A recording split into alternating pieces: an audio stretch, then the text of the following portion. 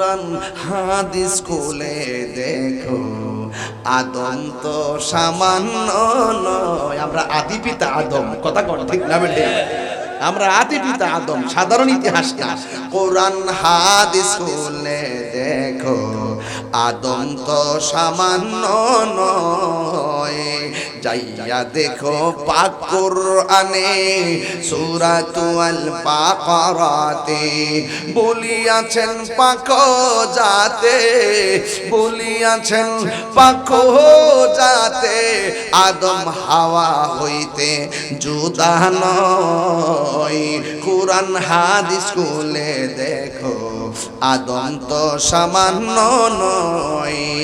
যাইয়া দেখো পাক কোরআনে, খুইলা দেখো পাক কোরআনে সূরাতুল মায়েদাতে বলিয়াছে পাক জাতে, বলিয়াছে পাক জাতে রাসূল খোদা হইতে জুদা নয়।